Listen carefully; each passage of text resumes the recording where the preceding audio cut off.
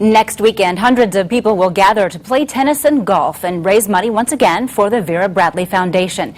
Since its inception almost 2 decades ago, the foundation has given nearly $30 million for breast cancer research. Much of that money comes from Northeast Indiana, so we wanted to visit the lab to see how it's being put to use.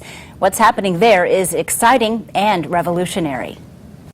Hard at work inside the Simon Cancer Center at Indiana University in Indianapolis is a team of researchers led by Drs. Brian Schneider and Milan Radovich.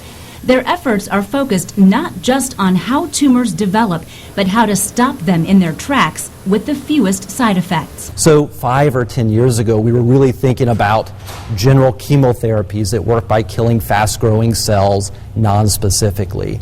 What we're now thinking about is identifying specific targeted drugs that will really hit specific lesions within that tumor that spare the rest of our normal body. So I think our therapies are better, and I think they're less toxic today than they have been in the past.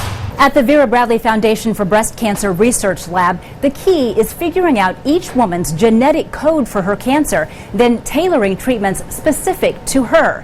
It's called monogrammed medicine.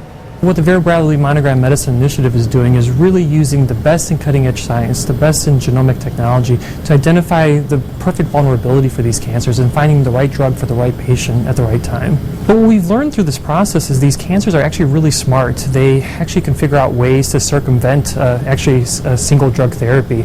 If you can imagine, sometimes when you hit a cancer with a particular drug, it will figure its way around to try to become resistant to that therapy. Drs. Schneider and Radovich say each cancer may have more than one gas pedal driving it, and this next generation of research is helping them understand how to simultaneously hit all of those pedals to shut the tumor down. That's what we're doing, is really trying to figure out what are all the things that have gone awry in a particular patient's tumor, and then trying to find the right drug that's going to attack those vulnerabilities. What I find important is that here our goals are huge. They're not to prolong survival by a month or two. The goals of this clinical trial are to improve cure rate so that patients never have to deal with their cancer again. The Vera Bradley Golf and Tennis Classic takes place next weekend.